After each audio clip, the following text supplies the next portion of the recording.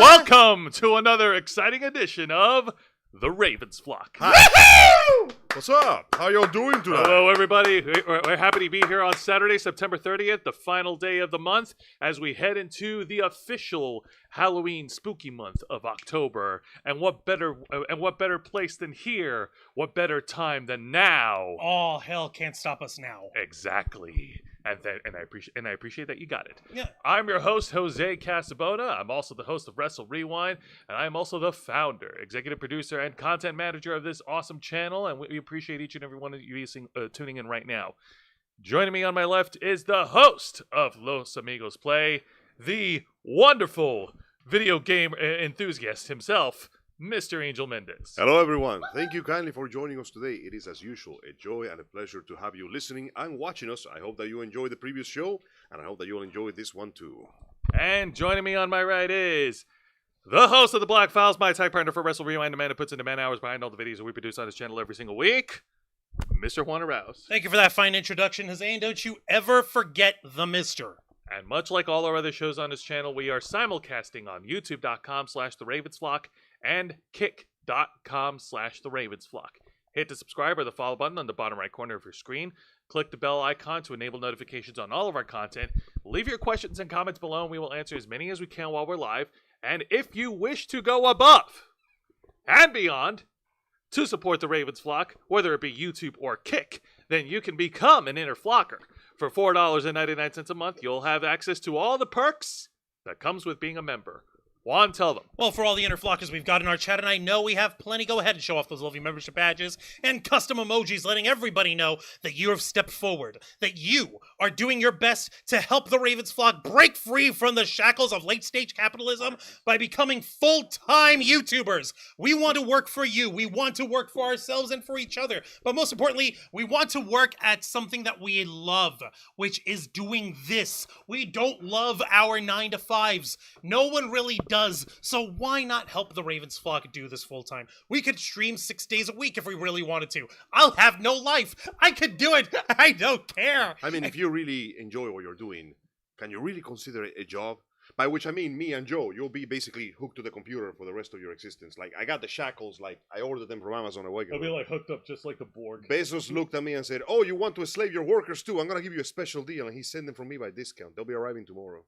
I guess you got it on free Prime delivery? No, he is not that nice. Okay. And folks also get access to members first and members only content, a special discount to our merch store, link in the description below. And you also get access to us, the Ravens Flock, your favorite motley crew of nerds, here to make your voice our mission by providing us your thoughts, your input, your feedback, your ideas on how to better shape the future of this channel to suit your tastes and your needs in the world of nerd and pop culture news delivery. We've got Miss Kim, Kurisi Rando-sama, Nikki Bella, Aaron Cooper, Green Eye Dragon, let's see, Robin Redbreast made her way over here. Hi there. I saw what you mean. I'm actually going to see if I can monitor that. Matthew Coburn, thank you so much for being part of the show. And of course, that would be K-Storm apologizing for grinding over here. Grinding what? The meat. Oh, is that it? Oh, I was worried there for a second. That thing looked like a CBT torture device. Of course. That would be unnecessarily graphic. Why would we do that? Listen, man, I've seen some shit. All right, Okay. Getting back to the topic of things. So we want to start off by giving you guys an update on the latest of the Hollywood strikes. That's the best general way I could put it. The SAG-AFTRA strike, the Writers Guild strike, Writers Guild of America strike. We've been covering it on the Black Files for several months now. On and off. Yeah, On and whenever off. there's new developments or whenever there's been any new information. And we've got excellent news on the WGA front. The strike is over! After 148 days of constant striking, picket Since lining, May. and several unreported murders and kidnappings, it He's is surprising- exaggerating. Yeah, that's what they all say. You know what? Because history is written by the winners. And surprisingly, their writers actually won. Well, that's good. That's very good. Awesome. Bravo, man. Bravo. So, all right, just so you know, and by the way, Jose, you're still a little under the weather, so we understand if you're not hyping up as much as you are. You're trying to keep yourself chill. It's He's okay. going I'm through keeping it. myself calm and collective. My boy's going through it for real. So, It's as not usual, even a joke. your continued assistance and your representation will help us with something far more important than just traveling to Japan, which is also covering important life-saving expenses. Give me your money. Yes, indeed. Give I'm us gonna our money waste it so on we can- insulin. Give us your money so we can save Jose's life over here. Please, he's bleeding to death as we speak. There's a puddle of red under his feet. Oh my god. He's dying long. No, Okay, you're right about that, Robin Redbreast. There are still plenty of strikes going on. The SAG-AFTRA actor strike is going on. The United Auto Workers are striking as well. Gotta fix them cars, bruh. But right now, we have to provide an update on the Writers Guild of America strike, which has ended. In an article provided to us by CBS News, the headline reads, "The WGA ends strike. It releases details on tentative deals with studios." This article was published by Matthew Rodriguez and Dean Fioresi. Sorry, I butchered the name. No, you didn't butcher it. And this was published 3 days ago. All right. Now, the months-long Hollywood writers' strike is over after the Writers Guild of America released the details of their tentative agreement with Hollywood studios. The agreement allowed writers to go back to work at 12:01 a.m. Wednesday, nearly 150 days after they walked off the job on May 2nd. According to an email sent to the union's membership, the return to work, quote, does not affect the membership's right to make a final determination on contract approval. Like, we won like 90% of the fight. Pretty much. We gotta stretch out that last 10% real quick. At this point, it's a formality, and at this point, it's a matter of, okay, are the producers association, the AMPTP, are they trying to sneak in any bull crap? Our people are going through it right now. We're writers and we read stuff. That's what we do. We do this shit for a living. You think you can slide shit beneath our noses? Don't think again. Pull out a fine comb and just run it through the documents. You just pull out any little flecks of garbage. You know the kind of combs that you would use if you're trying to treat somebody who's got hair lice? Yeah. Those really, really fine-ass combs? That. Yeah, like that. All right, so the 3-year deal outlines a 12.5% pay increase starting with a 5% upon contract's ratification. For the following 2 years, writers will receive 4 and 3.5% increases in the respective years. Before the 148-day strike, the WGA asked the Alliance of Motion Picture and Television Producers, that's the AMPTP, for a 16% raise over 3 years. So getting 12.5 instead of 16 is not bad. It's definitely a much more substantial increase. It's certainly more than I expected. So yeah, I can live with those kind of numbers. And whoa, hello. Jesus, and the ad just shit itself. Here was a moment. And, that was weird. In addition to raises, writers secured a 76% increase in foreign streaming residuals. According to WGA, this will increase the residuals from Netflix from $18,684 to $32,830 for a single hour-long episode. Writers will also receive a viewership-based streaming bonus between $9,000 and $40,500, depending on the length of the show, or if the streaming feature has a budget of over $30 million. It's too late, Yugi. My other monsters are watching my monsters, so it gets a field power bonus. No, that's impossible, Kaiba! It isn't. By activating multiplication, I can make even more monsters to increase the viewership of my show. It doesn't matter if the show sucks. If they watch it, it has to be good. Kaiba, what the fuck? You want to take the next part of the article here, Angel? Alright, to track the total viewership, the AMPTP agreed to share the total number of hours streamed domestically and internationally as long as they remain confidential between the two sides. The information may be shared with the union members, but only as an aggregated form. So you guys know how all these streaming services, Netflix, Amazon Prime, Disney Plus, how no freaking body was ever allowed to see the actual stats of who is watching what. It's like the Coca-Cola secret recipe. Because you better believe that these streaming platforms have got those numbers. They receive those numbers and they crunch it. So that's how they work out their algorithms on what to produce and what to greenlight next. Now, for the first time, at least some fucking buddy is getting to see the numbers. The WGA. It may be for a self-centered reason, aka getting paid for your work. But still, that's a step forward. Still, it's a step forward. It's still progress. At least somebody gets to see it. And more importantly, they can fudge around with the numbers going, this show that is completely like fumbling around with all the ratings, 100 millions of viewers, 1,000 people with no TVs are watching them. How? They're making smoke signals. They're making smoke signals.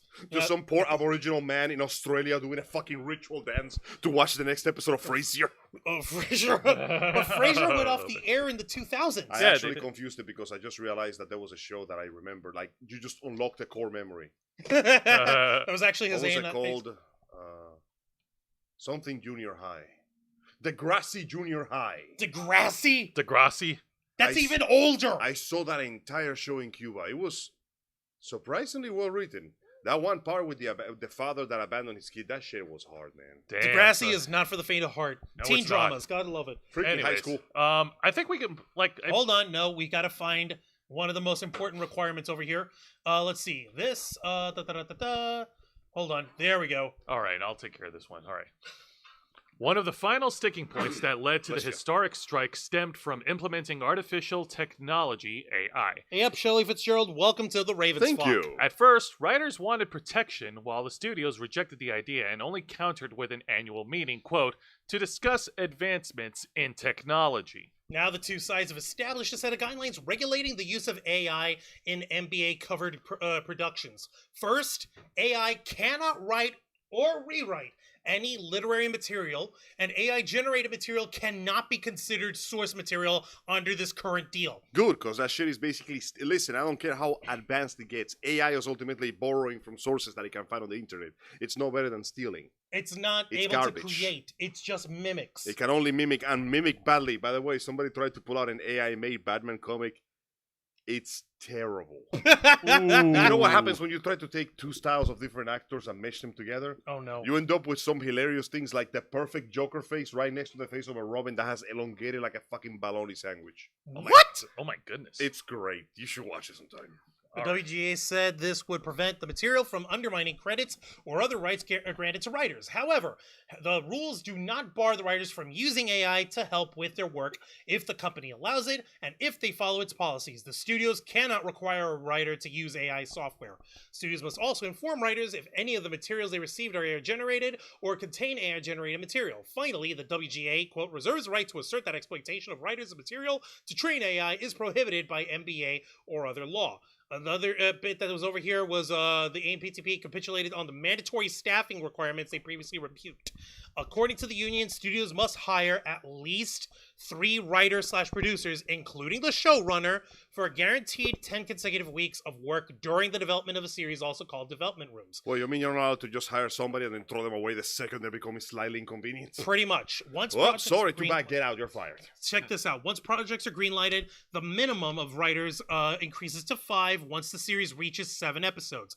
Teams working on shows with 13 or more episodes will receive another writer. The WGA dubbed this facet of the production as, quote, post-greenlight rooms. Basically, okay, let me give you one example of why this is actually a good thing. I know there's a lot of folks, and even our buddy Andy Signor from Popcorn Planet kind of has his doubts, like, why the hell do we need so many writers, too many chefs in the kitchen? Yeah, we have seen that happen. However, consider this.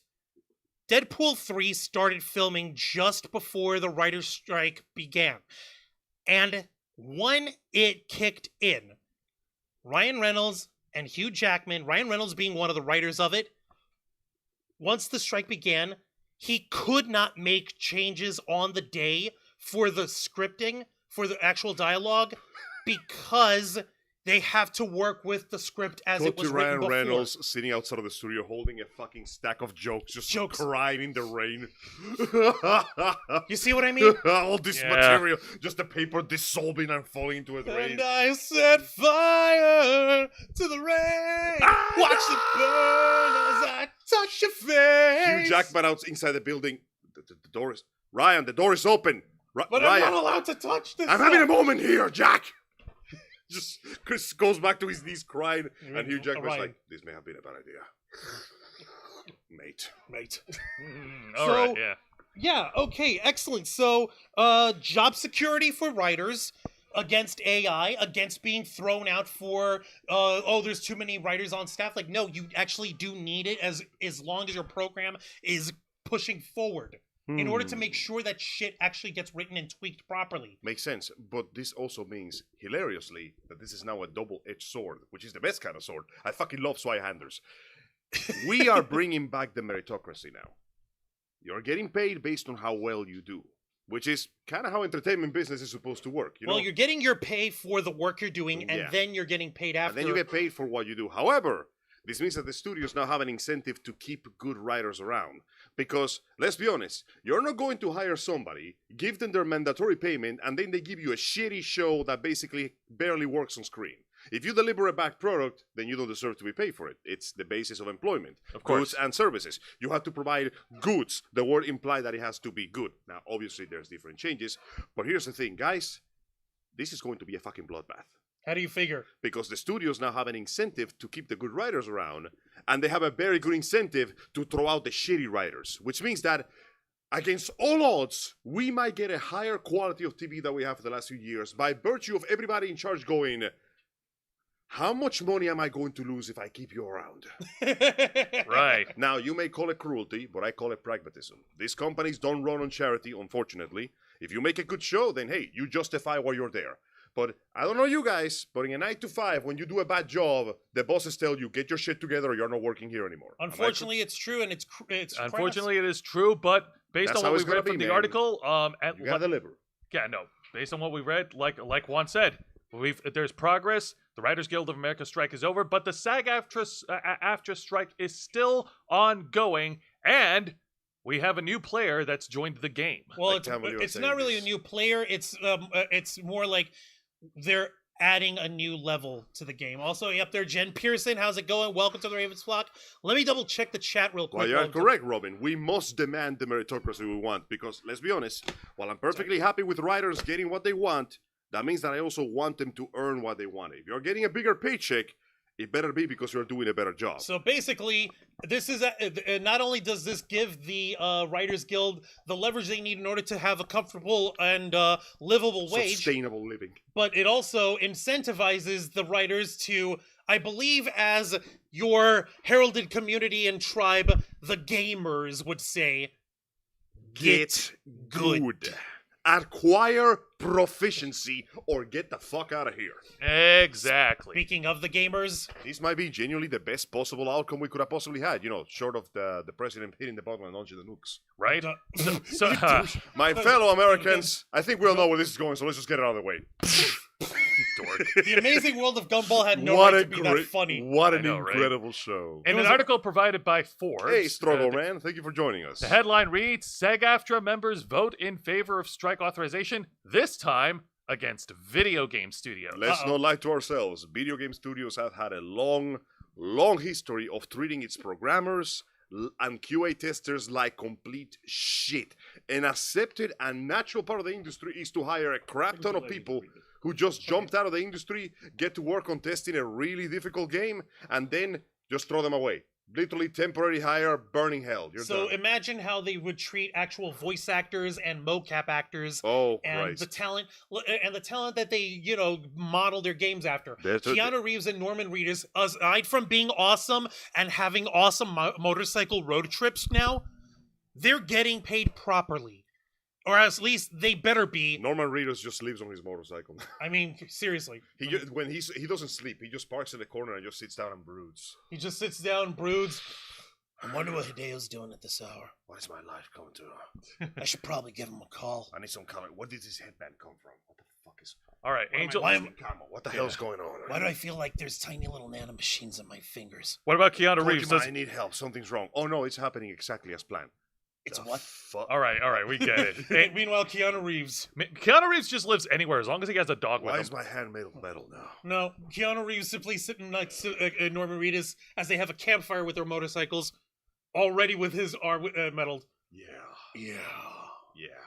Yeah. This article, this story comes by Men only want one thing, and it's disgusting. I can't See you later. pronounce the name. Siladitya Ray. There we go. Angel, All you right. go ahead. Oh boy, gaming news. Yeah. Members of SAG-AFTRA near unanimously voted in favor of authorizing a walkout against video game publishers, setting the stage for a second strike for the Actors Union amidst the ongoing work stoppage against the film and the TV. I mean, hey, if it worked before, If it worked before, why the hell not? SAG-AFTRA said its members voted 98.32% in Holy favor of shit. authorizing. That is literally everybody except the janitor who wasn't there that day. Probably, yeah. As the union engages in negotiations with video game companies on the Interactive Media Agreement, which governs the acting work in games. The Actors Union will hold its next set of negotiations with the video game company starting on Tuesday and hopes the vote pushes the company to offer significant concessions to various issues with both sides remain far apart. Video game companies involved in the negotiation process include Activision. Activision. Oh my goodness. We don't Activision. have our. I forgot to get more marshmallows. I'm It's sorry. okay. It's all right. Let's go Next on. time. Blind Light. Activision, Blind Light, Disney character voices, Electronic Arts, EA. It's in your ass. Formosa Interactive. Interactive Insomniac Games. They are making Spider-Man. Also, give me some news about the Wolverine game. Come on, guys. Show me something. They can't. It's on strike now. Come Hang on. on. There's more. Epic Games, Take-Two, Boys World Productions, and WB Games. SAG-AFTRA leaders criticize video game companies for failing to address issues about compensation undercut by inflations and exploitative use uses of AI. No surprises there. I mean, yeah. A spokesperson representing the video game companies told The Hollywood Reporter that they would continue to negotiate in good faith to reach an agreement and are optimistic we can find a resolution at the bargaining table. Yep. So, this is awesome, yeah. And of course, a quote from Fran Drescher, the nanny, and also SAG-AFTRA's president. It's time for the video game companies to stop playing games, and get serious about reaching an agreement with this contract. The time is now for these companies, which are making billions of dollarinos and paying their CEOs lavishly, to give our performers an agreement that keeps performing in video games as a viable career. And honestly, yeah, I can 100% agree with this. If you guys want a good comparison, look at the way Japan treats voice actors as opposed to the way they are treated here. They treat voice actors like gods over there. Yeah, like you know how They do. Troy Baker is one of the most well-known and prolific actors in the industry. The Yeah. average voice actor in Japan usually gets that kind of clout. It's crazy because they are treated as actual actors. They get a bit more respect. They are important because of that. Meanwhile, over here, you voice act for one animated series. Good luck getting serious work anywhere. Like, okay, I have not seen anyone other than people who already started as actors, like stage and film and TV actors, being treated seriously once they go into voice acting. Like, if they started as voice acting, Damn, girl, that's a little meat. that's a lot of meat. We're making Her meatloaf. meat is huge. K-Storm is pounding the Massive. meat very hard. Bro, your wife is packing some meat. She's packing a lot of meat. Schmeat. We need to pack that schmeat up. We gotta pound that meat properly so I'm we gonna can pound cook it. my wife's meat with that meatloaf later. That Anyway, meatloaf's gonna be great. Okay, point is, like, okay, proper examples. Mark Hamill, Christopher Lee, Tara Strong. Let's see Steve here. Blum, Steve Blum. by virtue of basically voice acting a million people. Yeah, like only really Steve Blum because of his notoriety. David Hayter, who before voicing Solid Snake in the Yes. Metal Gear Solid, He's a writer and a he's a director. screenwriter. People keep forgetting he's a screen. Yeah, he he directed the fucking. No, he co-wrote the first script of the first X-Men, and he wrote the second script of X2 X-Men He United. also did what was the name of the movie? The one about the dude in the super solid, the organic arm. Oh god, I can't believe I forgot the name. I love that series. How did I forget that name? Not the Guyver. Yes. The Guyver with Mark Hamill in it? Yeah. What? David Hayter didn't write that? Yeah, Hold on. Either he Fact wrote it or checking he time. directed it. No. One of those two. No. I Well, know well- it has something to do with the Guyver movie. While Juan is fact checking, Angel, would you like to continue with the article? Right. In October 2016, SAG-AFTRA's video game performers began a nearly year-long strike against 11 major game companies, including EA, Activision, Disney, Take-Two Interactive, Insomniac Games, and others, seeking better pay and working conditions. The strike lasted nearly a year as the game studios finally agreed to a deal in September 23, 2017, which was ratified by the union's members in November last year. The 3-year deal signed and the year was set to expire in 2020, but was extended twice to November 2022 and November 2023. So there's already a precedence for something like this happening, which means that, hey, listen, if the TV guys can get some help, then how about we get some help? Of course, it would be nice if the industry would fix this incredibly shitty localization problem, but that's a crisis for another day. The important thing is, the voice actors go there and they work their ass off. They're doing their best. What's the name of that voice actor? Norton something? Not Edward Norton. He voices Nathan Drake. He voices a bunch of people. Shoot, Nathan, no. Hang on. God damn it. This guy is well known. I have no clue. I'm drawing a blank. Didn't he? Nolan North. Nolan North. Nolan North, Yeah, yeah, he the voiced guy who Deadpool voices in the- Deadpool. Nolan North does a lot of work in the video game industry, and he went through some shit in the video game industry. Like, when he and his buddies recorded the lines for Spec Ops The Line, they did the entire game's recording in one solid recording session. Unbelievable. They could not stop because the point is, by the end of the game, they are supposed to sound as tired and done with everything as the main character is. That's the point. There was also other cases, like when Liam O'Brien played the part of Astra in Astra's Wrath. Which we just in finished episode playing 12, here in Los Amigos Play. He had to be hospitalized because he screamed so much he was spitting blood by the end of it. He nearly lost his voice. He nearly lost his whole career from You, that. you Imagine. gotta pay the dudes properly for that shit because they're putting. Listen, it's called voice acting. Sure, they might not be in front of the camera gesturing wildly for an invisible crowd, but the Except Mark emotions- Hamill, who does that all the time. Except Mark Hamill, and The Rock. And The Rock. And The I am Rock. Groot.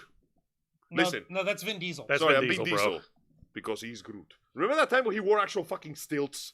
I remember that was Just so to- weird. Listen, no, that's called dedication. It's called method acting. Because the voice acting is acting. At the end of the day, a voice actor still does a lot of hard work, and oftentimes it's for very, very little pay. Lord knows Because getting these into the industry's interactive hardest. media agreements are not as big and juicy as There was an film actual studios. hell. Fucking Troy Baker make a joke about it in the last time he went to the awards. It was, "Don't worry, guys. Eventually, I'm pretty sure it'll be.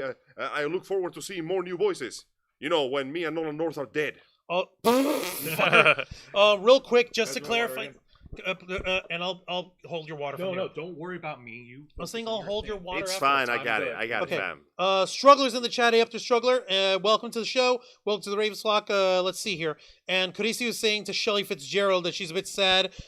She's only got 2 more days left with her man. Ah, It's damn. okay. You Why, is had he a nice getting little deployed or something? No, he lives in Georgia. She lives in Florida. Ah, She went up there on parting is such vacation. sweet And sorrow. Smiling Magician, up there, Smiling Magician. Welcome to the Ravens It's Flock. Wonder Magician. I'm 30 minutes late. Better late than never. Hail, good I know folks. the way here. How's it going there? Appreciate it. And to clarify, we were both right and we were both wrong. Hey. Mark Hamill acted in the first Guyver movie. Ah. David Hayter was in the second Guyver movie. Oh, okay. That's okay. right. I thought he was in Oh. 2. My bad. Nope. But We need to have more nerds write cool shit. that's how we know that David Hayter was going to be awesome as Solid Snake. Yeah, because he so- knows. So as of this point, the strike authorization for the video games is on like Donkey Kong, and now considering that 2 of those big gaming studios is literally Warner Brothers and Disney, Hey, something's gotta give, right? like at this point they're gonna start feeling the pinch in terms of moving towards getting resolutions in soon. But while the head corporate pencil pushers of those companies are working to try to mitigate all the stuff happening with SAG-AFTRA, Hollywood and the rest of the world, unfortunately, we've been dealt a serious blow due to a loss of a very famous celebrity. That's right. Unfortunately, and very regretfully, Michael Gambon, the actor who played the iconic character of Dumbledore in the Harry Potter franchise, has recently passed away at the ripe old age of 82 years old. This article comes to us from NBC News here. It's a nice little eulogy for the man. Let's see here.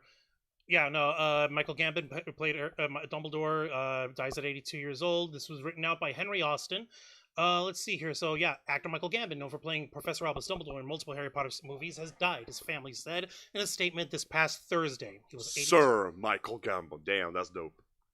We are devastated to announce the loss of Sir Michael Gambon, said a statement issued on behalf of his wife Anne and son Fergus by publicist Claire Dobbs. It added that he, quote, died peacefully in the hospital after a bout of pneumonia with the pair at his bedside. We ask you to respect our privacy at this painful time, and thank you for your messages of love and support. He was born in October 19th, 1940 in Dublin, Ireland, to a seamstress mother and an engineer father. All right, so it's going to be... Gambon left school at 15 years and 7 years later qualified as an engineer and having completed his apprenticeship. But the lure of the stage, inspired by a local theater group, proved too strong, and he began to tread the boards professionally in the early 1960s. Check this out, man. This was him back in the day. Haggard. That was him back in 1980. That is so wild. Yeah, That looks is like pretty the average, wild. That looks like the average 15-year-old British boy. No, that was back when he was He's Irish. No, dude, he was that looks like the average 15-year-old Irish man. dude, he was only 40 there. Jeez, do the math. Yeah, 40 days after being born. Oh my god! Wow, you fucking asshole. Anyways. Listen, the Irish go through some shit, man. Oh my god! Let's see, continue. In 1962, the legendary Shakespearean actor Laurence Olivier made him one of the founding members of the National Theatre at London's Old Vic, alongside Derek Jacobi, Maggie Smith, and other emerging greats. As Gambon built his reputation on stage, roles on TV and movies followed, including the lead role in 1986 widely acclaimed The Singing Detective, in which he played a writer suffering from a debilitating skin condition whose imagination provided the only escape from his pain. It would make him a household name in Britain. Now, other notable roles, aside from the Harry Potter movies that he's been in, include a psychotic mob leader in The Cook, The Thief, his wife, and her lover in 1989. The elderly he was on the King's Speech. Holy shit. King That's right. George V. King George V in The King's Speech in 2010, and Lord Salisbury in 2017's Victoria and Abdul. Oh, he was in the Fantastic Mr. Dude, that movie was great. Yeah, he was in Fantastic Fox. Mr. Fox in 2009, and he was also in the Wes Anderson film The Life Aquatic with Steve Zissou. Huh. I can never get behind Wes Anderson movies. They all seem so Weird. dry. Dry. Oh. That is not a term that I will use for them, but okay. No, I'll show you another time. No, I've seen a few of them. Which one? I just... what was... I forgot the name. I saw it in Cuba. It was the one with the hotel building. The really fancy hotel building. I know the one. I know the one you're talking about. I Yeah. don't remember the name. It was the one that had that enormous, like, one-hour shot. Yeah. It really stuck. I forgot that. Anyway. Guys, don't forget that Sir Michael Gambon was knighted for his services to drama in 1998. So we have to address him properly. Saturday, he's Sir. Sir. He also won 2 ensemble roles as Screen Actor Guild Awards in 2001 for Gosford Park and The King's Speech. He was knighted, that's right. But of course, he was always most known for the one that, put him on the States. The Harry Potter franchise as the wise and yet flawed character Albus Dumbledore. We here at the Ravens Flock channel, we would like to offer our condolences right now to all the cherished loved ones, friends and family, those who knew Sir Michael Gambon. And of course, the many fans and people who admired his work over the decades, spanning 82 years of a wonderful life well lived. And Sir Michael Gambon, you will be missed. Thank you for all your contributions, sir. May you take a beautiful journey on your next big adventure.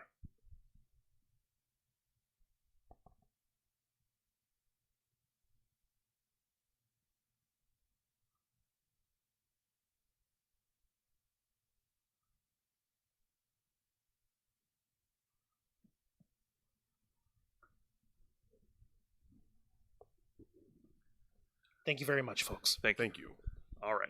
So, yeah, I know it's a little down. It's a little sad. We apologize. We're not trying to bring the mood down. We're just reporting what's happened over here. Part of life is that sometimes life has to end. Besides, he left a beautiful legacy behind, and I'm sure we can all agree, regardless of personal opinion on the Harry Potter franchise, or her author, or whatever it comes out with the movies or books, that the man played his role to perfection. And he did exactly what he was supposed to do, and he did exactly with the square questing, and he portrayed the character pretty much as well as it could be portrayed, so he left behind a lasting, loving legacy, and I don't know you guys, dying of old age surrounded by my loved ones seems like a pretty good way to go. The sun has already set on the time of Sir Michael Gambon. He will always be remembered. We will always cherish his work. And the same could go for the Harry Potter movie franchise. This stuff will always live on in cinema.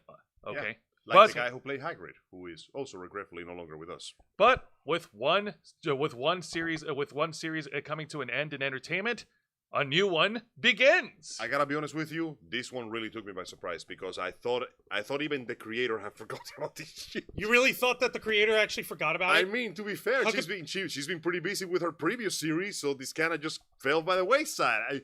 Can you blame me for thinking that she moved on from it? Especially considering that this was the one that she led with in terms know, of her right? professional stuff. Guys, let's talk about YouTube. Let's talk about YouTube personality and famous animator Vivzy Pop. We're all going to hell. We're all going to We're all hell, going to hell. and she's basically said, yeah, by the way, folks, hell is really, really gay. And it's also really, really, really horrifying because everyone's an asshole. You forget, it's hell. All the couples are gay in hell. Except for the one stray couple that seems to be doing pretty... What did she mean by this? She's saying that everyone is screwed up. Hold on, I got something over here. Miss Kim was saying, the day I found out I was rewatching Doctor Who with my grandkids and Michael Gambon was in it. He was a special guest in It's always fun to see actors in a role that you never recognize them in. I showed them that it was Dumbledore without his beard. Damn. My daughter finally just blazed through the first 2 Harry Potter books. I'm glad to hear. I hope she enjoys the rest just as much as I did. Now, Vivzy Pop has teased us in as early as 2019 with several video clips on her YouTube channel hinting at her animation series called Has Been Hotel. As opposed to Hell of a Boss, which tends to rely on more psychotic levels of black comedy, specifically highlighting a group of assassins, the plot of Has Been Hotel boils down to Charlie, the daughter of who seems to be Satan, who's decided, you know what, things are looking pretty bad over here. Maybe we should fix them. And she's trying to set up basically a rehabilitation home for damned souls, because the situation in hell is so bad that angels regularly come down to execute purges, which apparently wipe out souls from existence. Just forever. wipes them out completely. So what's her face, Charlie, trying to be the kind-hearted, altruistic young lady, entrepreneurial lady that she is, tries to rehabilitate souls in hell. Shenanigans ensue. Can we just send Doom guy down there like we did the last time? It worked pretty good. He's on assignment. He's on assignment now. But yeah, getting That back... means his spaceship. It's called Assignment. All right, That's a folks. Walter Cronkite joke. All right. folks. But, and then since then, Vivzy Pop has been putting out several announcements, keeping us updated on the development of Has Been Hotel. The pilot episode was released on the YouTube channel about around 2020, would you Yep. say? I thought it was 21. 2020, 2021, yes. My bad. Yeah, no. The pilot episode was released on the YouTube channel, which is the only episode Ever made so to far date. for to date for Has Been Hotel. And then since then, there's been news reports that that Vivzy Pop is trying to work with a studio that would take them so that they can begin production of more episodes for Has Been Hotel. Oh, it came out way earlier than we thought. It came out in 2019. Jesus, to October 28th, Wait, 2019. the pilot episode? Yeah. Oh shit. Okay, yeah. Jesus there you go. Lord. My bad. I No, like that. we're She fact was checking. previously known for the fact that she made an animated music video to the sound of We're Gonna Die Young. Very nice for a music Kesha. video. Very spastic, very elastic animation. But apparently the studios, which were essentially being bombarded by the issues of today and beyond and the COVID problems, were being a little picky.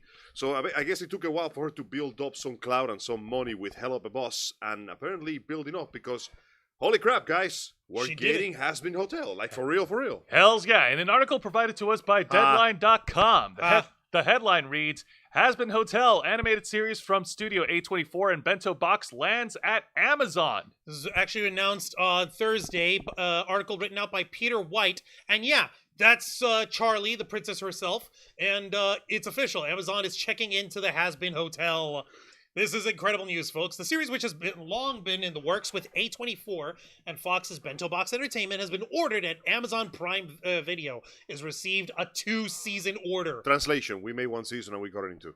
The 8-part series, which comes from Vivienne Medrano, aka Vivzy Pop, will launch on the streamer in January. It comes more than 4 months after a pilot from Medrano launched on her YouTube channel with more than 80 million views. That's Jesus Christ. That is very impressive. Has Been Hotel follows Charlie, the princess of hell, as she pursues her seemingly impossible goal of rehabilitating demons to peacefully reduce the overpopulation in her kingdom. After a yearly extermination imposed by angels, she opens a hotel in the hopes that patrons will be checking out into heaven.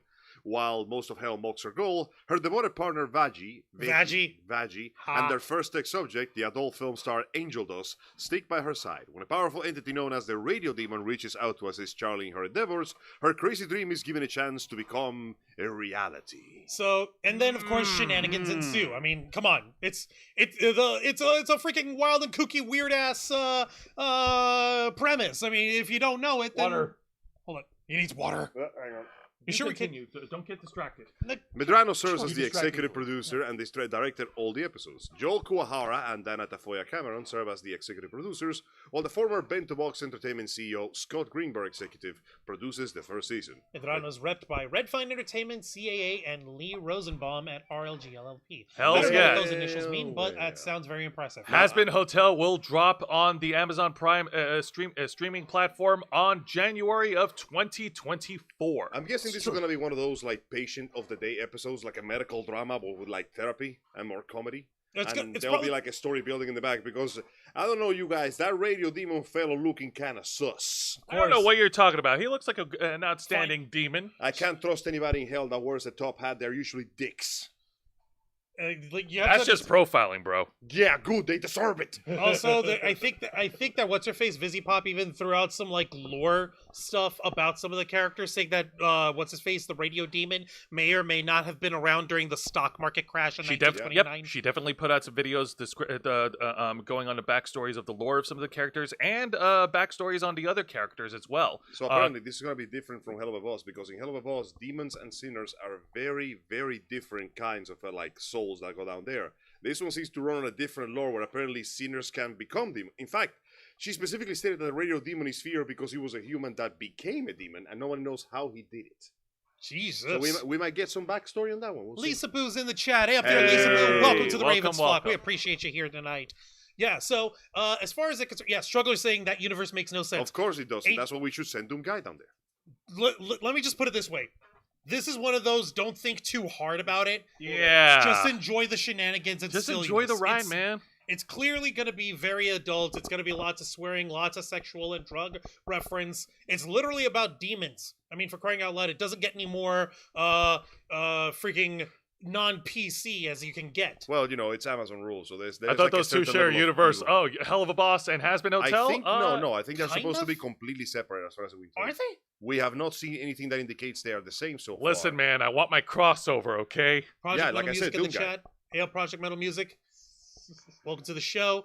Yeah, well, you know what? Until there's an actual display of, oh, hey, the what's-her-face The Hell of a from Boss company shows up in like a business like a card or something. crossover or something, or an advertising For now, sign. we can safely assume that these are completely separate universes. For now. Fine. But you know what? It works. It's Vizzy Pop's wheelhouse. Let her cook. She managed to get Norman Reedus and Kesha to show up as special guests on Hell of a Boss. Kind of Imagine sad this. that they couldn't bring him back to voice the character again, but here we go. And no, I'm not one of the turn my brain off type of guys. Oh. I know what you mean. I do the same thing whenever Jose tries to explain gonna the start storyline asking to me questions. in pro wrestling, like I did with Eddie Kingston. All right. So yeah, like you wanted me to. You're not letting that go, are you? No, I'm not gonna let that go. Not for a while. I'll let Jose try to explain it to you after the show, Angel. But you'll understand why I'm not letting it go. Fair enough. All right. But point is, yay! Hell of the Boss's sister program, Has Been Hotel, is official. It's landing on Amazon Prime, coming in January. Shenanigans will ensue, Maybe and a this good will time be the will one had with by the all. solid plotline because it's the one that she's been working on the most. Right? Because Hell of a Boss began with a premise and it's been meandering in and out of the premise as the plot keeps jumping in and out of relationship drama for the Between last each of the characters. 7 goddamn episodes, and I'm like, you know, it's times like this you look at Molly and Mixie and you realize just how good they have it. Also, I know it's a little off-put, but I'm gonna just go ahead and say it to remind you that the fans are both the greatest and most horrifying part of an entire fandom. There's a fan. I don't have their name here. I gotta find it again. Jikozo. For the time that the show of Hell of a Boss was taking a break, that person kept the fandom alive by themselves. You know what they did? What do they do? They dropped an 80-page comic of Moxie having an affair with Luna. No, It don't was surprisingly well drawn too. And you know what? They're getting a goddamn sequel. Don't do that. Okay, you know what? God, I mean, no. To be fair though, they're in hell. Okay, I suppose that makes sense. But still, And I just sat there going like, huh, so you're telling me that you built this entire comic on the premise of hate fucking. Proceed. you know what? Sure. I just pulled out my drink and my tobacco and just went, I'm listening. Okay, yeah. You Isn't have that my what curiosity. Buffy and Spike ended up having in the later seasons? Yeah, of no, Buffy it's all Vampires? over the goddamn place. It's all over the place. Also, guys, you know what? I'm not gonna start talking about Hell of a Boss because if I start complaining about the Yeah, let's inconsistencies, just move we're gonna be on. here all goddamn day. Let's Let's just move move on. on. Let's just go ahead and just say, you know what, Vivienne Medrano, she got her thing over here, and also, who's that in our kick stream? Maximo TV. Yay, Maximo! How's it going? Welcome Hello, to the Maximo, Ravens Flock. welcome, Let me welcome. actually zoom that up so we can read Oh, them. thank you. Please. Yeah, thank God. Let me just do that, and do this, and do this, and do this. Much appreciated, but I'm not sure how good my writing would be by comparison. All right, let's see here. I'd hire Burst Angel for over anyone in SAG. We watched that show back in high school. Yeah. In 8th grade rec hour. Yep. Yeah. So yeah, that is cool, man. I See, will write beautiful masterpieces like she breasted boobily down the stairs. Deliciously. Dorks. But- Heavily her bosoms heaved in the area as she spoke the words to me, but I could not hear them. I was lost in her peaks and valleys. I sank into a mountain of pale, warm flesh. and I became one with the heaven the likes of which men have not experienced since the conquest of Genghis Khan. And then, let's just say I would make too many euphemisms between dicks and swords. I gotta work on that. It's I'll okay, Angel. You would put to shame any smut writer on the paperback shelves. And then he triangle, and then he back our triangle, and then he said, blast off! And then he pulled his devil trigger, and he was mighty and powerful and filled with demon gel. But before he realized it, the girl had already been gone, and she cleared out his wallet. And he said, how come I never meet any nice girls? And so began a journey of discovery and self-actualization.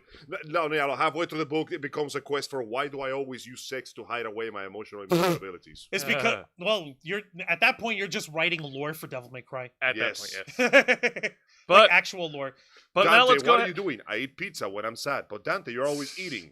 I know. Angel, you're an idiot, bro. Let me see here. Let's. Smiling Okay. Magician, I'm interested to hear your opinions about the whole Power Rangers debacle. Oh. And how about the showrunner has no interest or little to no care about the franchise and those cheap-looking suits? Are we talking about the newest one, Cosmic Fury? No, we're talking about the fact that the most recent... I actually Cosmic forgot Fury? about this. I tried to put it on my brain. The most recent runners of Saban basically went on record saying the Power Rangers series has to leave behind its tokusatsu roots if it ever wants to evolve. Some bozo. I mean, seriously, no. Yeah, no, they really went... We are too good for the thing that we've been ripping off for the last 30 years. And you know what? I'm going to be brief about the DMC teaser.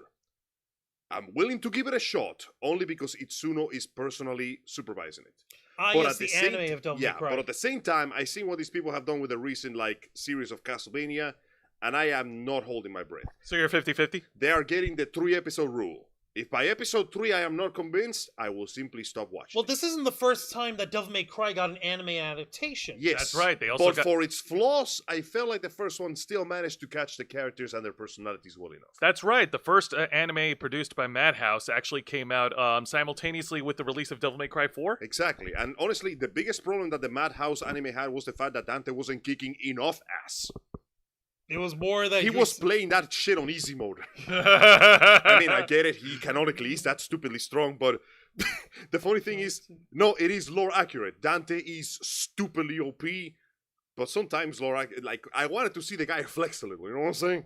No. You're fine, man. But you know what? Speaking of video game adaptations, let's go ahead and turn things over to you, Angel Mendez. Well, Are we talking about media guys? Well, we're still talking about it. Unfortunately, there is some sad news. A little bit tragic, but it is video game related, so yes. I think This one's gonna hurt this one hurts a lot.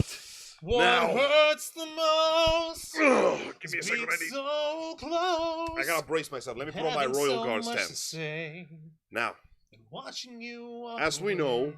All right. I am a whore for Platinum games. I always loved the franchise, to the point that I can recognize its goods and its downs, and it has been hitting a few downs lately. Some pretty fucking heavy downs, in fact, as some of the more recent games have resulted in spectacular failures after they teamed up with the Chinese company Tencent. Fuck Tencent. Fuck Tencent. And unfortunately, it looks like after so many years of providing us with some good shit, it might come a time where even Platinum loses its luster.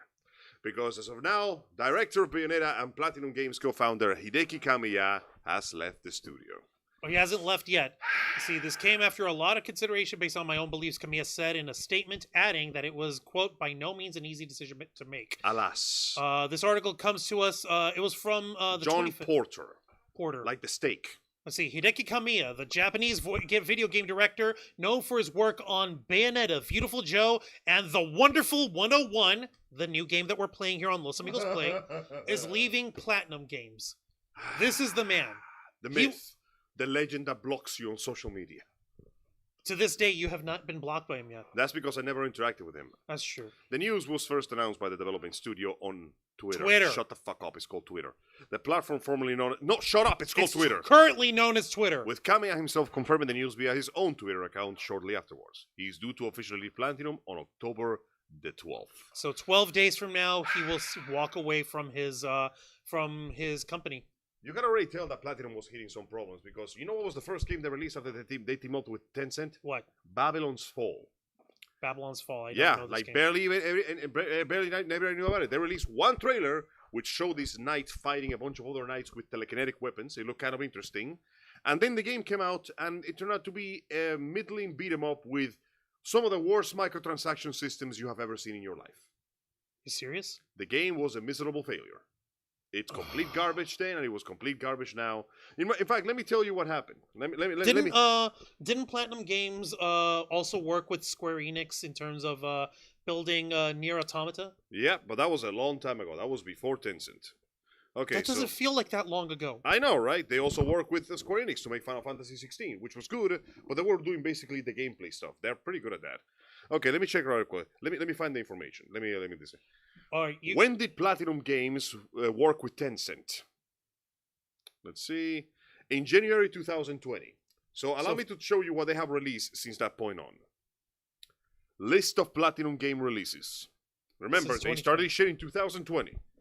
Oops, the camera got that now. Okay, Platinum Games. Let me show you the list of games that they released. It's not that long, but goddammit, they were gems, each and every one of them. Games that they developed. Since 2020, they worked on World of Demons for iOS. It's a phone number, no one gives a shit. Sol Cresta, nobody knows. Babylon's Fall, massive failure.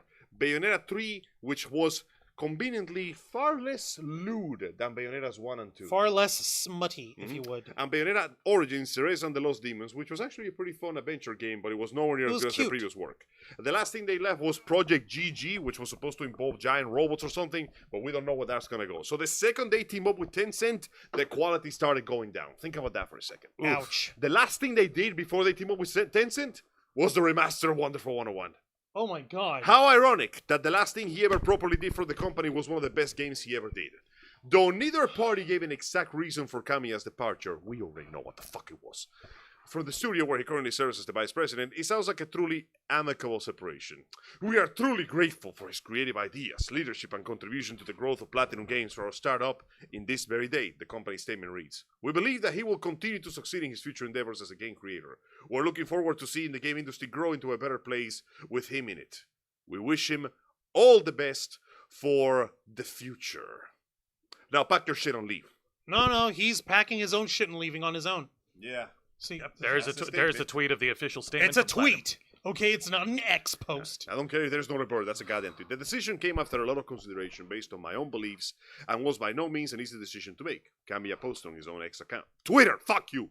However, I feel this outcome is for the best. I will continue to create in my Hideki Kamiya way. Yeah, that's exactly what he would say. That's his own ninja way. That is what he would say that. I'll hope you keep your eyes peeled. So yeah, no, here's to hoping that he does his own thing. He's gonna make another studio and call it like fucking Damascus or something. Something badass like that. Yeah. Hold on, I have to share this. I have to. And picture of him with his mom. Just to show you. I'm sorry, I have to trust the judgment of a man that dresses like that. No, you're good, man. Okay, just so you guys can understand that Hideki Kamiya is not just a guy who is basically a god to Angel over here, but he is a dude who came up with so many different games over the years. Kamiya first rose to prominence at Capcom, where he directed Resident Evil 2, the very first Devil May Cry, and Beautiful Joe. He later directed Okami at the Capcom-owned studio Clover before co-founding Platinum Games in 2006 with Shinji Mikami that's Shinji Mikami. Yeah, that one. The Resident Evil Shinji Mikami.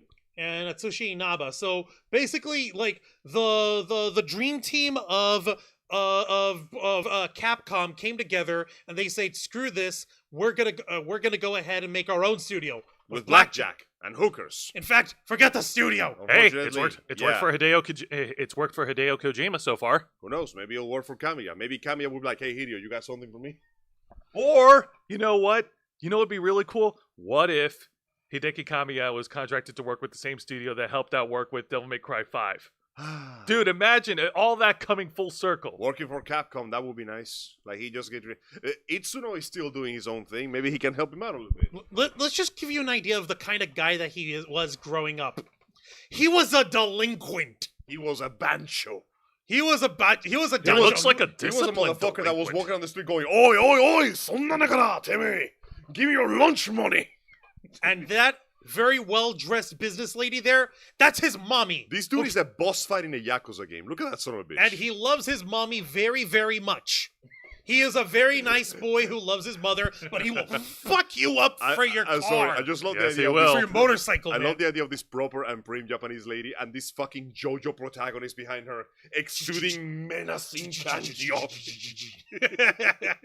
See, look at the freaking caption Eurogamer put down. Kavija, being generally amazing. Being generally Oh amazing. yeah, as you can imagine, this is a sad, sad day because despite like not making too many sales, Platinum Studios has 99% of the time deliver some good quality.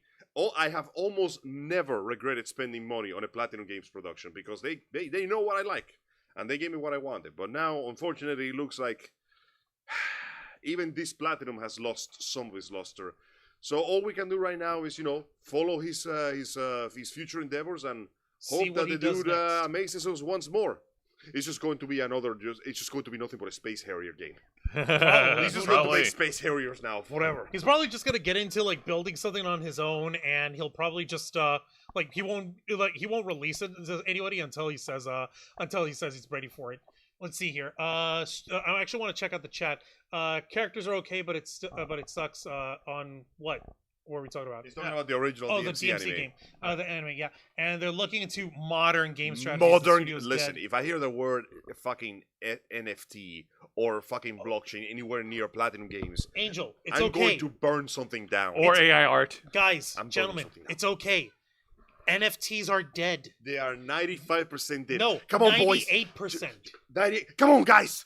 We can kill it for good. Just bury this bitch underground forever.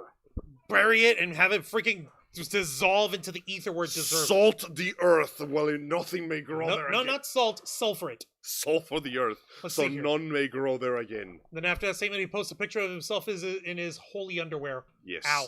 Ezra, the NFT crypto art. No. Or making a Flash No. game voiced by Ezra Miller. No. It works some grift. We're not doing that, bro. We're not doing any crypto grift over here, bro. Looks like for the time being, our beloved huge Westabo is going to step down and reassess his choices. Hopefully, he either makes his own studio or gets hired by somebody that can appreciate his talents. But until then, ask your mom. That's an interesting way of closing off the subject, but No, okay. It's what he would have wanted. Actually, you know what? It's just fucking it's- me standing on the counter looking at the sky, and it's just Camilla's image saluting. It's just like it just gives me the reference that this guy's got, where how he was whenever you explained the design process for the first Bayonetta game. Yeah. What was the words that he said? Like, hey, listen, if I'm going to be playing as a witch, something, I want to look at something that's attractive. I want to see a sexy ass because I'm going to be looking at it 90% of the time. time. And I got into a fight with the designer because I was like, everybody in the game is wearing glasses. Is it a good idea for everybody to wear glasses? And she told me, you can't just take off a lady's glasses whenever you want to. It's like her underwear. And then I understood that he knew the character better than I ever could. Oh, God. The way his face just goes 100% like, wow. I need a oh my moment to God. think about this. Like, that's amazing. I didn't think of it that way. Oh my God. Yeah, like, imagine having to do that in Japan. You have to understand, the folks in Japan are by far the most socially repressed people you will ever know. They have a mental health crisis, the likes of which you can't begin to imagine. Why do you think That's why they make so much cool shit. Why do you think Shinzo Abe, the prime minister who got Reproduce. the prime minister who got assassinated, why do you think he basically went like, I am no longer asking, reproduce. I love the fact that recently Japan did that McDonald's ad that ends in this very nice animated short of a It's just a happy family, just a the regular father, half mom, and caste daughter couple. just eating, Right. and people just lost their goddamn shit. Why? I don't know. Also, somebody redrew it with Ichigo, Orihime, and their kid, and I'm like, that's cute. That's yeah. fucking adorable. Yeah. So yeah, no, people were fucking molding. So predictably, the mom got a shit ton of Rule 34. Hey, listen, bro. That child, You had perverts! that child had to be made somewhere. Oh my lord, you freaking perverts. All right. Have a Could you good night, see- Christy Rando-sama. Thank you for joining us. Thank you for joining You us. Thank stand you. by your man, okay? Yeah. Stand by your Eat McDonald's man. with him like they would in Japan. All right. Let's go ahead and move on to the next piece of Time news, to move Angel. on to the next one, which involves crimes. The secret ingredient is crime. The secret ingredient is crime. You know, I gotta be honest with you guys.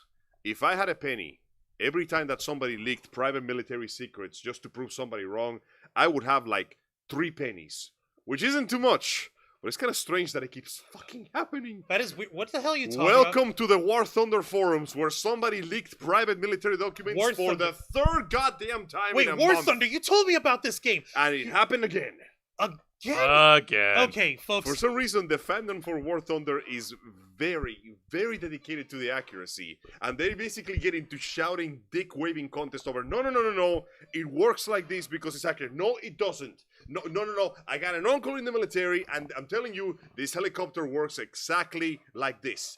In fact, here's all these documents Here's I the stole. Here's the spec scripts and the manuals for it. Can you imagine being a dude at the military going, what do you mean they stole our secret document? No, what do you mean they stole our secret documents again?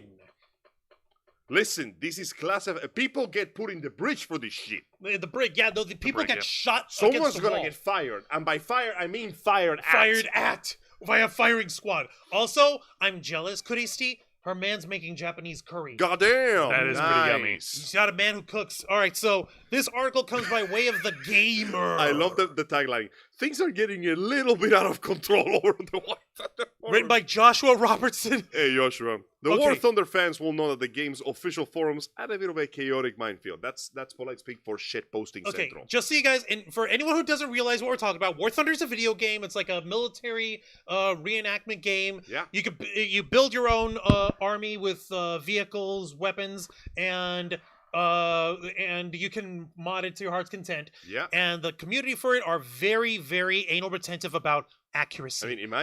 I wish we had a community that loved us so much that they would steal government secrets just to prove somebody wrong, but here we are. Here we are, man. It seems crazy. like every month somebody comes along with a whole bunch of classified military documents and posts them to settle some kind of ridiculous arguments. So you will be unsurprised to find out that it happened yet again. This is fucking ridiculous, people! Like, when you have game journalists even making fun of the fact that it keeps happening, it's crazy. This time, it was the technical manual for the AH-64D Longbow Apache attack helicopter. Oh my god!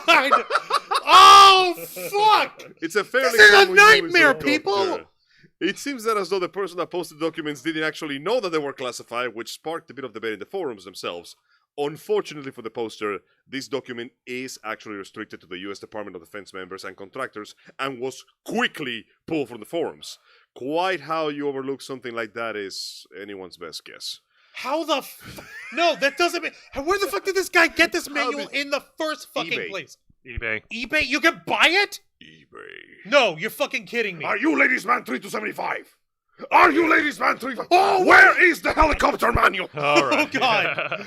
All of you War Thunder fans out there won't be too surprised with the news. A leaked military document on the forums is sadly pretty common nowadays, but things seem to get a little out of control over here, because this is the third goddamn time it's happened in a month. Because 2 weeks ago, a flight manual for the F-117 Nighthawk was posted, with detail both the aircraft's firing Oh my angles, God. engine specifications, sensor locations. Bro, stop! Stop it! That's- Is this the one? Is that the fucking plane? But Is wait, that the Nighthawk? Yeah, there's more. Yes, that's...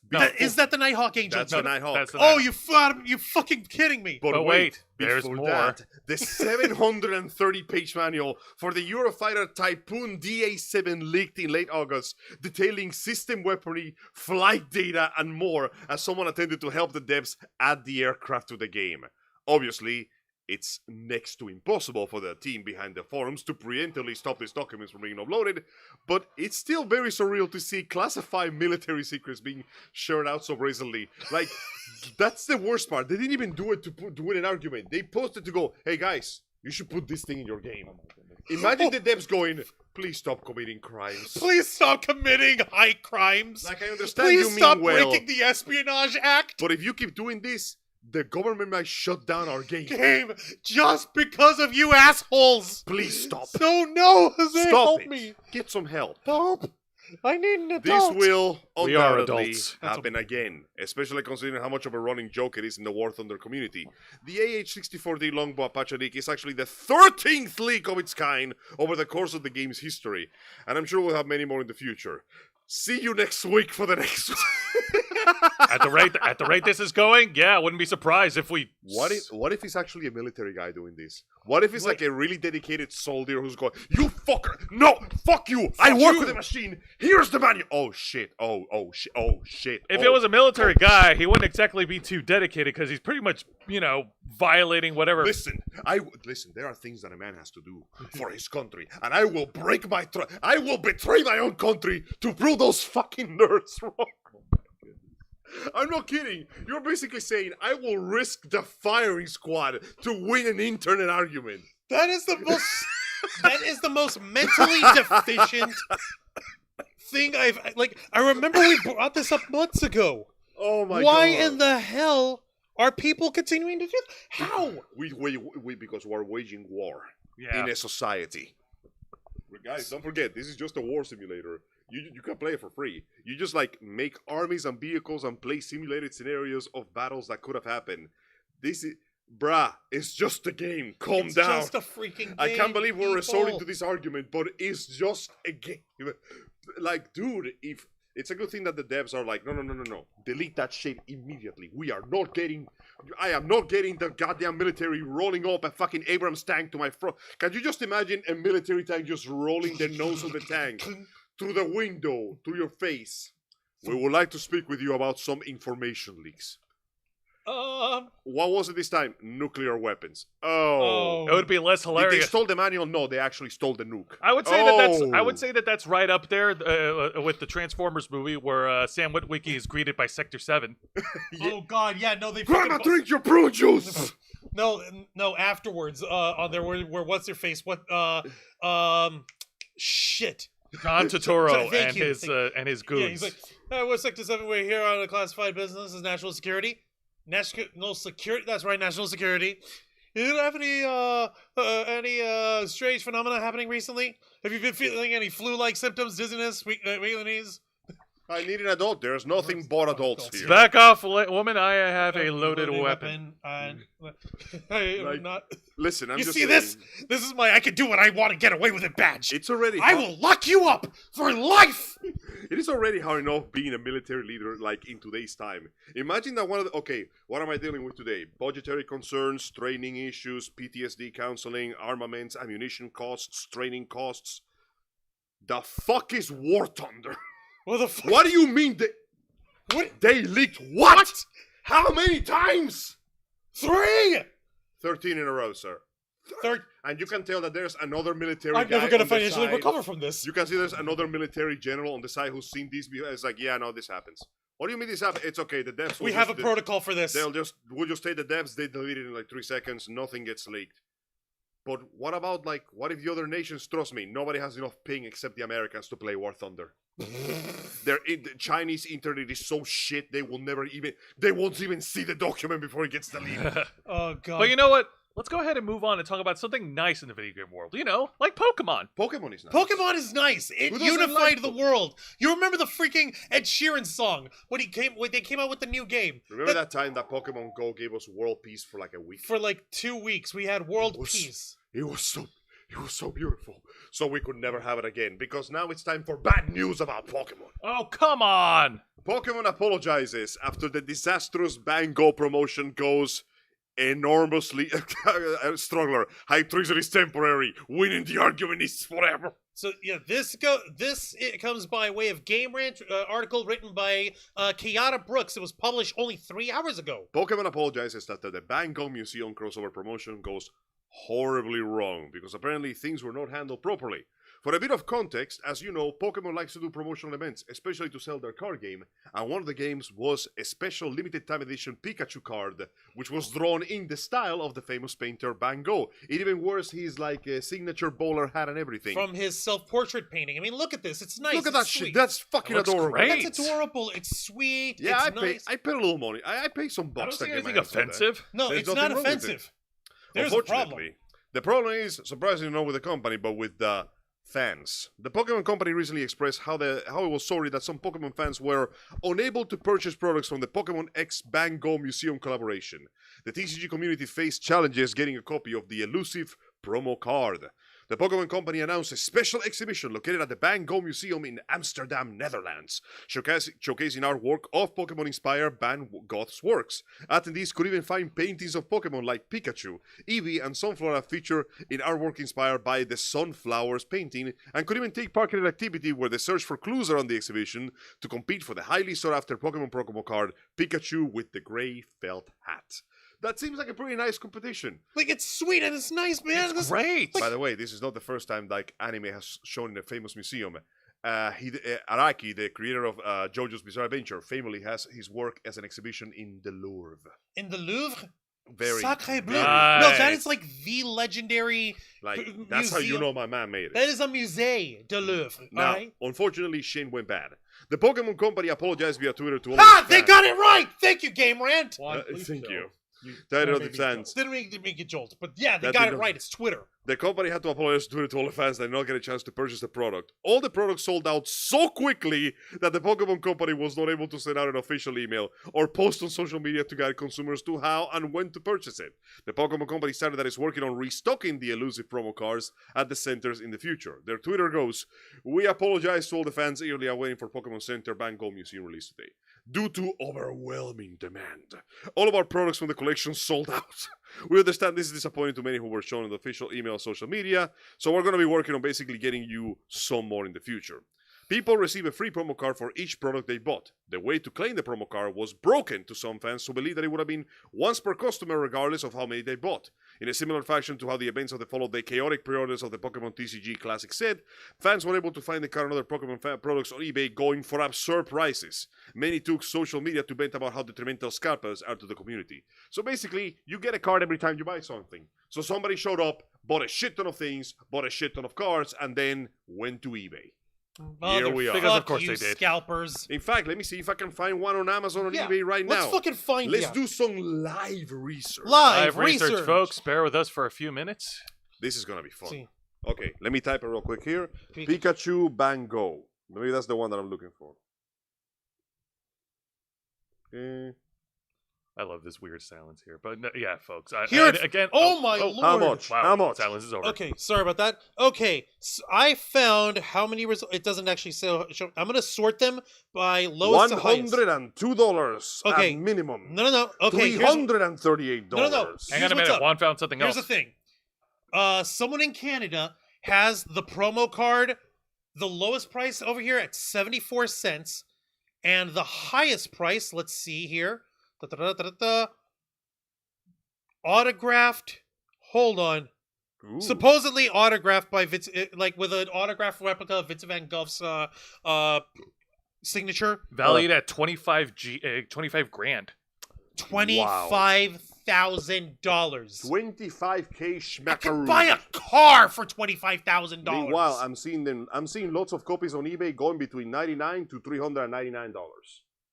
You gotta be fucking kidding. Yeah, lots of copies. Lots of copies. We were Numbers. made to be- Damn. So yeah, Hold they on. really should have changed the Pika rules. portrait. Search your deck for a Pikachu and put it on your bench. Then shuffle your deck. It's a playable fucking proper card. Yeah, it's a playable card, but Yeah, it's mostly there because K-Storm. it's limited.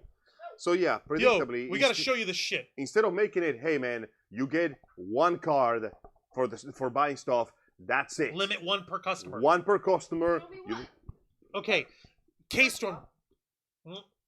That barbecue, meatloaf barbecue sauce tastes awesome. Nice. What do you know about the Van Gogh Pokemon collaboration?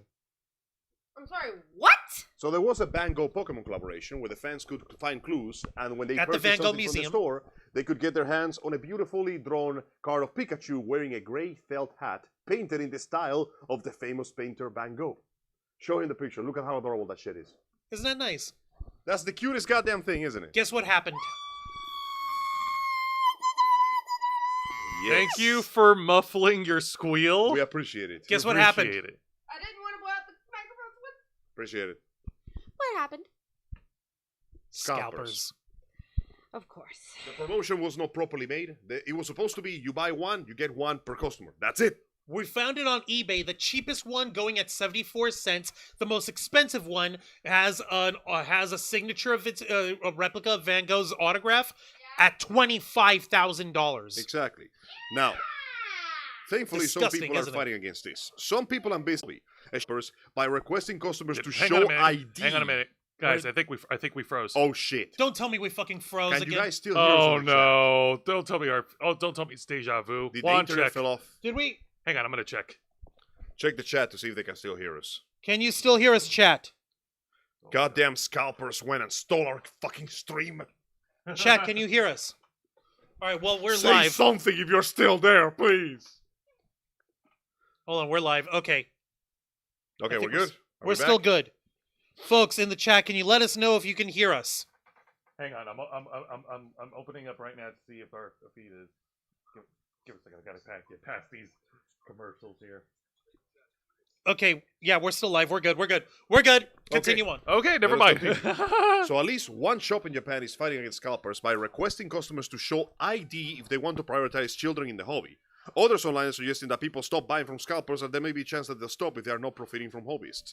Scalpers have become a serious issue for many fans of any popular hobby that is deemed profitable, and they will, unfortunately, always be present in certain communities.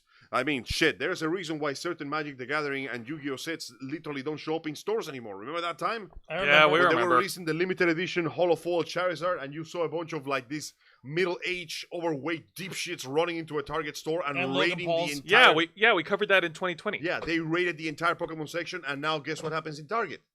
They don't sell Pokemon cards there anymore. Nope. Nice job, retard. You ruined for everybody. Tommy, can you hear me? Oh my God, thank you. Okay, for that. we're back. It So, froze, yes, but we're back. Okay. thank you, Unfortunately, guys. we have yet another case of a bunch of greedy little bastards. Also, Gene Rick, exploiting the A up, goodwill. Gene Rick. We Welcome. could have had a perfectly good. We could have a perfectly good. Oh God damn it! I just realized something terrible. What? What's up, Angel? That's just real life Team Rocket, isn't it? I mean, when you think about it, Prepare for trouble and make it double. I don't think. to protect the world from There we go. devastation. to unite our peoples within our nation, To denounce the evils of truth and love. to extend our reach to the stars above. Jesse! James, Team Rocket, blast off at the speed of light! surrender now or prepare to fight. Yeah, that's right. No, really. When you think about it, Team Rocket in the anime is basically like animal poaching if it was combined with the mafia, and that's basically what we have here. Kinda, yeah.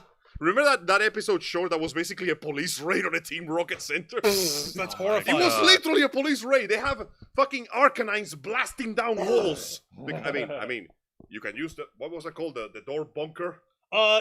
Battering ram. Okay, we can use the battering ram, or we can use the dog that shoots fucking volcanic flames. I think we'll go with the dog. Yeah, that's way cooler. Hey there, Go with the Fluffy. doggo. Let's go with that. That's way cooler. Tackle. Yeah, no, but But this the serious is, Team this Rocket, those. Yeah, no, it would have Yeah. been funny if it was on purpose, but Yeah, this is No, straight it's- up. We're gonna steal it from you, Yeah. and we're going to sell it at a much. This is literally Team Rocket shit. Or Rare Hunters. With the Rare fucking... hunters. you want to go Yu-Gi-Oh on this, yeah. They're rare hunters. These copies of Exodia are marked. I'm gonna hold the whole out. Like, goddamn, that is ratchet, man. He could have just kept it for himself, but no. Well, No, to be fair no. though, he ironic for a man that can manipulate fate. The Pharaoh is pretty big on like Letting shit go as it goes. It's actually kind of funny about that because I always figured, because I love Yu-Gi-Oh! I always figured the only times that the Pharaoh actually uses his shadow powers is when they're trying to kill him. Because you gotta understand, in a normal duel, I get the feeling he would just play fair, Yeah. That's Like, exactly what he The is. only times he's not playing fair is because the other side isn't playing fair. Also, Shadow Realm was not invented by 4Kids, by the way. That was... Oh, it wasn't. No, it is the official name of that black barrier that covers the field, Yeah. preventing anybody from leaving the game. Oh, The okay. Shadow Realm is basically a container to make sure the players play the actual game. But most of the time, you just fucking die. Well, shit, the more Yeah. we know. Now we know. But Yu-Gi-Oh! Aside, yes. Unfortunately, we have another case of we could have had a great thing, and then you just had to go and get greedy, you piece of shit. Capitalism happened to it. That is not capitalism. That is actual crimes. That is actual crime swatcher. That is literally a crime, and more The importantly, secret ingredient is crime. the secret ingredient is crime. But more importantly, that is also the company failing to account for this. They should have had some systems in place like, no, it's a one-time purchase, and you gotta show ID, and we'll keep that shit on the database. Limit You come one back per again, we fucking get the hell customer, out. people. Yeah, like, why is it so... yeah, what... Okay, let's just go ahead and move on. I think we pretty much reached the end. There's nothing to move on from. That Well, was- yeah, that's true. That is the end. And you know what? A good timing right now, because after what happened last week, I don't want to take any chances Yeah, let's of not having drag it our out feet too get much. cut. So, folks, we do thank you very much for tuning in to another awesome edition here on our show. You guys have been great in the chat. You guys have been awesome on YouTube and Kick. You guys are fantastic. We thank each and every one of you. Now, a couple of announcements here. Actually, I don't have many announcements here, but Do you we know have what? anything planned for the future? Uh, We might slow down a little bit on the recording in the next few weeks because our work Our keeping us job busier than usual. jobs. But we'll Yeah, still do our best to provide with content whenever we can. yeah, of course. Now, Now, Angel. Now speaking I of, was actually going to build on that, Jose, because this is actually important here. Listen, folks. Jose, Angel, and I, we work in a very specific line of work, and the next couple of months until, let's say, after the first week of December, Give or take. our schedules are going to be pretty much loaded. We will be unable to. We're likely going to be. Well, there's K-Storm. Likely going to be unable to provide the same quality of content that we've been providing this whole time. But Tangy. we're actually counting on you folks to help us out with that. Thank you, Horn. Spread the word of the Ravens flock. So, comment down below. Hi there, K-Storm. Hello, For someone K-Storm. who's camera shy, thank you. Now, I had to go back in front of it. Now, the way you guys can help us out of that mess is by helping us become full-time YouTubers. Help us break out of our jobs. It's a pain in the ass, and I know that we don't have a lot of folks over here, but we're asking you guys very strongly here because this is a real thing. We don't want to have to deal with this kind of job anymore. But unfortunately, in order Hell for no. us to live in this hellscape of a world we're in, We gotta get paid. we gotta slave these 9-to-5 jobs. the 9 to 5 until our work season begins, and then who knows what 9 our to schedule 5 is. of 9 to 5 of 9 to 5 of... Oh, yeah, we just added 3 more Mondays to the week. It's It's like Hi-Fi Rush, where every time that you go through the industrial section, they keep adding more Mondays. Also, you So gotta put in evil. your 6 days, 6 months in advance. That is disgusting, man. No, it's okay. It's 5 Mondays now. Ugh. Point is, I don't want to live in a cubicle that I don't care for.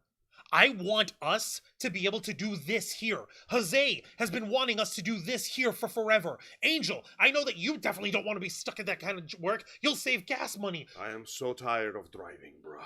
You'll save gas money. We'll save money. We'll be able to fucking work for ourselves, and we'll be able to work for you. See, Mistress Meg's got the right idea. She's got a $1.99 super chat with the ginger doggy farting hearts. Thank you so much. Thank you. That's Obviously, Steph we're the not Alternate's asking favorite What? super sticker. Obviously, we're not asking you to throw away your life savings here. No. All we ask is that you remain with us. Even as the And time slows down and we work hard and hard to deliver the content, the fact that you are here for us means more than we can possibly imagine. Um, Now, give me your money. And more importantly, spread the word.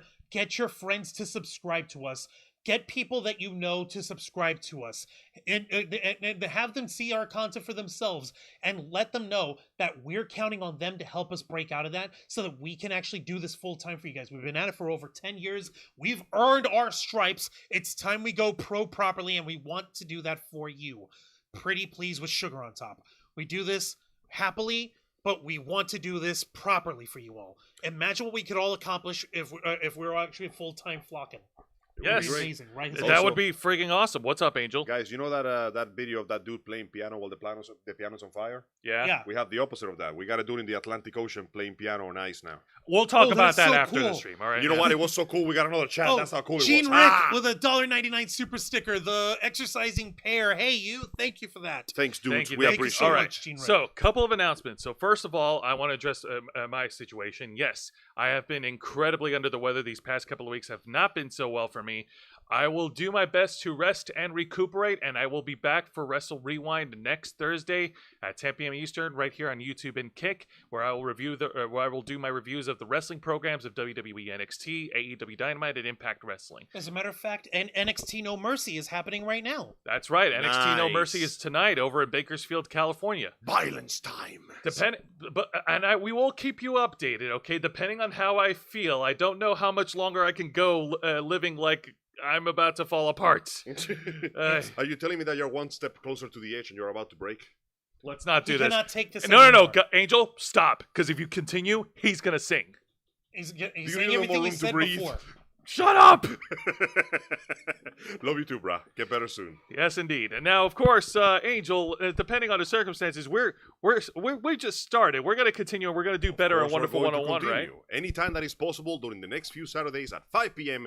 Eastern Standard Time, we will continue to play Wonderful 101. We continue to deliver epic heroics. We fight for justice. We fight for freedom. We fight because those filthy, dirty aliens are standing right outside. Those damn jerks. The Geth jerks. I'm gonna call them jerk with a hard K. Oh my god. It's not a slur, they deserve it. Where can we watch your awesome frenetic video game Let's You Play can watch action? it every Saturday, Eastern Standard Time at 5 p.m. on Los Amigos Play. If you don't remember, Right here.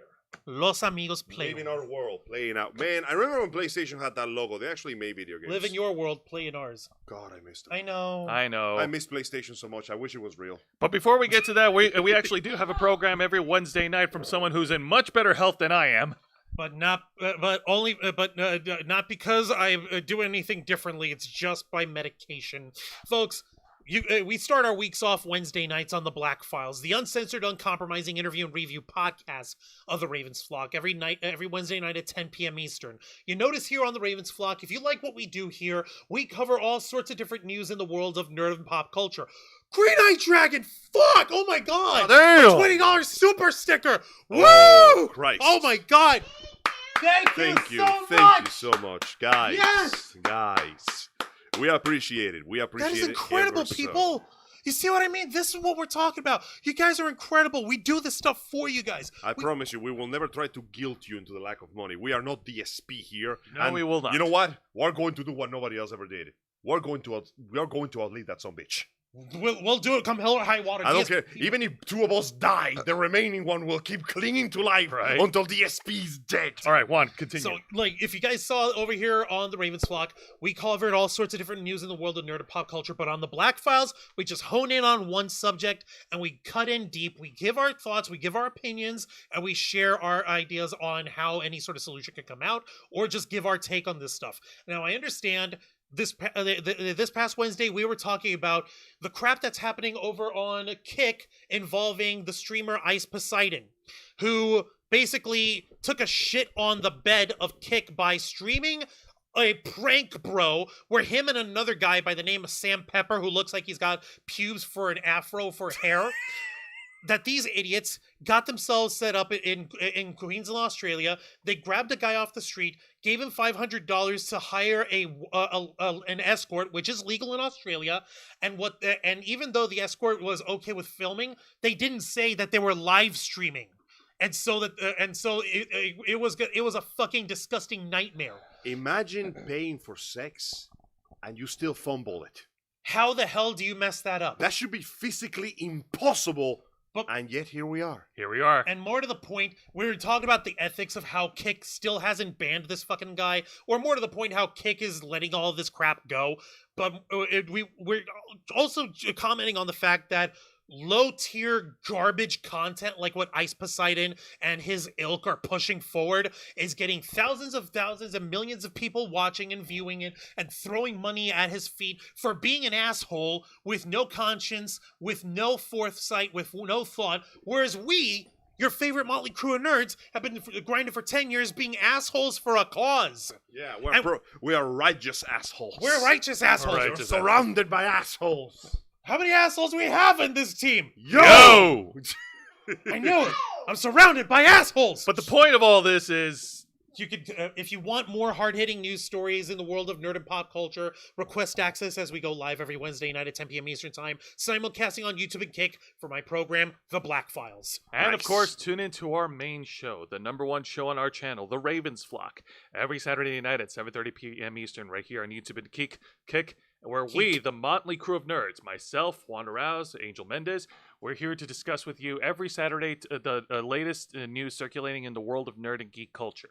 Whether it's a slow week, busy week, or even a dead week, whether I'm alive or dead, we're going to be here to talk with each and every one of you. Now, once again, we appreciate you all tuning in. You guys have been great. You guys have been fantastic. Everything that we've been doing in this channel, from our shows, our subathons, our watch parties, our interviews, our con appearances, our simulcasting streamings, all of our other projects, everything was all part of our determination from 2013 to make your voice Our our mission. mission. With that said, Juan, plug us away. Don't mind if I do, bro. Folks, thank you very much for watching this week's live stream edition of The Ravens Flock, hosted by Jose Casabona, Angel Mendez, and yours truly, Juan Arouse, as we bring you the latest news in the world of geek culture, nerd culture, pop culture, and everything in between. Working hard and staying strong to make your voice our mission. Be sure to tune in live every Saturday night at 7:30 p.m. Eastern Time, simulcasting on YouTube and Kick. Hit the subscribe and the follow button. Ring the notification bell to stay up to date on all of our content. Become an inner flocker by hitting the join button. Don't forget to like, subscribe, share, spread the word of the Ravens Flock, and until next time, continue to follow us on. Whoop. No. Oh, I threw so much spaghetti out of my pocket there. Oh, no. There we go. Facebook.com/The Ravens Flock, Twitter.com/RavensFlock13, Instagram.com/The Ravens Flock Online, Kick.com/The Ravens Flock, and of course, remember to hit the subscribe button and ring that tiny little notification bell right here on our flagship platform, YouTube.com/The Ravens Flock, humble home of the Black Files, Los Amigos Play, Wrestle Rewind, and The Ravens Flock. All right, folks, thank you very much for tuning in to another exciting live edition of our flagship platform. I'm going to muster the strength this time. Nerds watching all over the internet, we are the Ravens Flock, and we are out.